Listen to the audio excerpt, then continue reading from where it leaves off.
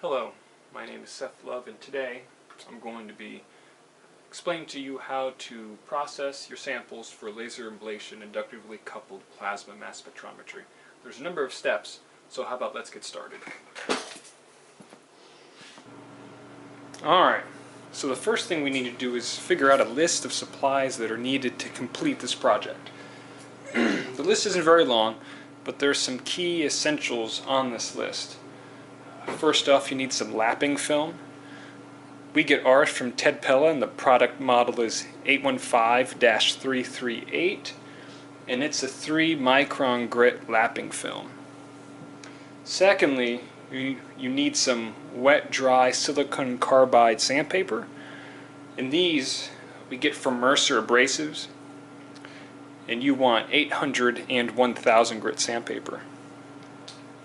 The third item is cut glass slides. So essentially you just take your regular glass slides and you would cut them in about half in length with the glass cutter. Fourth is deionized water. That's really crucial when you're trying to conduct any trace element or stable isotope test, because you're trying to keep all samples as clean as possible throughout the whole process. Keep contamination at a minimum. Fifth, you want some double-sided tape. I personally purchase the acid-free double-sided tape. I feel like that holds up a lot better than the standard double-sided tape. And lastly, you want some Petri dishes. The next step is actually cutting your samples. This is going to be very similar to the method that you would use if you were cutting samples for aging, with the main difference that you want to make sure that your ray or mounted otolith is flush, is straight, level in the chuck. Additionally, you want to make sure that the sample makes a 90-degree angle with the chuck and with the blade, such that it keeps everything level, and that it's not cockeyed or crooked, because that can mess up your readings. Additionally, you want to make sure that you use deionized water along with soap for the lubricant for the actual cutting process, not tap water or any other liquid. You want to make sure it's deionized water, again, to keep contamination at a minimum.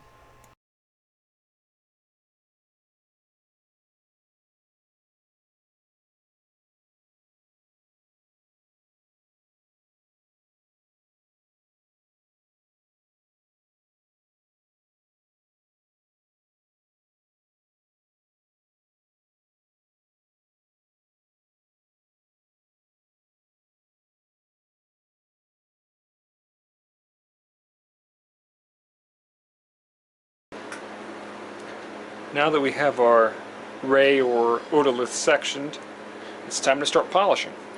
So the first step is to put, I don't know, maybe 5 or 8 drops of DI water on your various sandpapers or lapping film.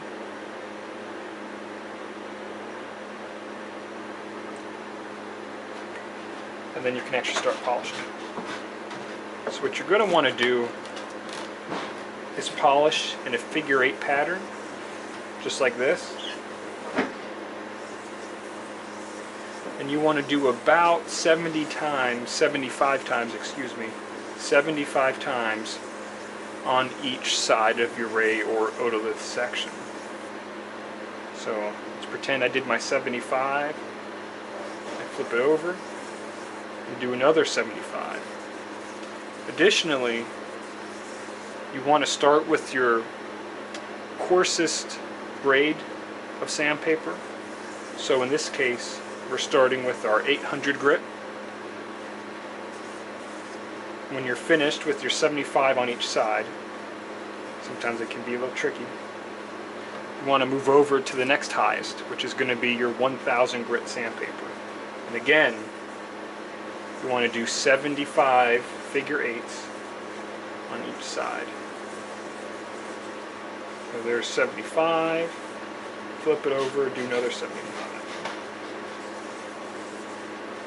All the while during this whole process, from cutting your rays to polishing, you want to just make sure that your fingers are clean, that you're not contaminating your samples, and you're just trying to keep things as clean as possible.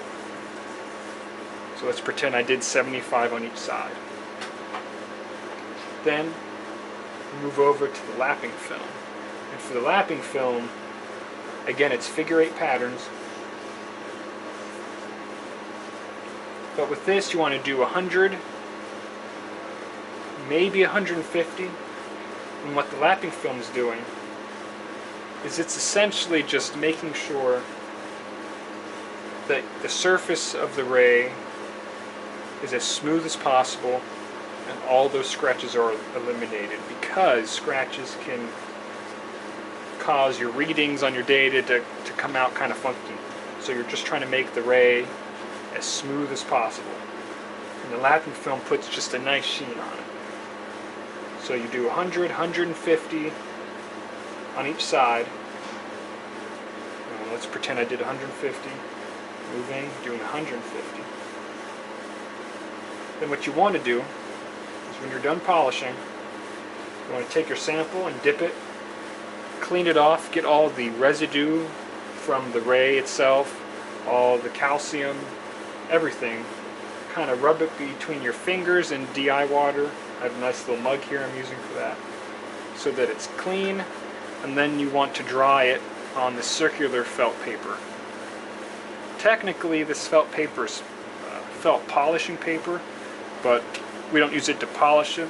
We just use it to dry off the specimen.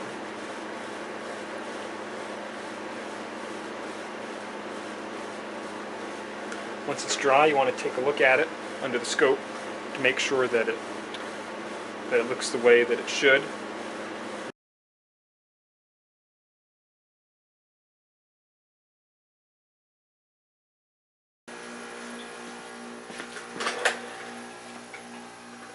Now that your array or otolith is sectioned and polished, it's ready to actually mount the specimen. What you want to do is first pick the best side for mounting the specimen.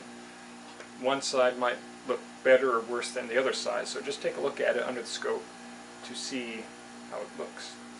And once you've chosen your side, you want to put some double-sided tape down on your glass slides that have been cut, and just stick that ray or otolith section onto the double-sided tape. Of course, mark it.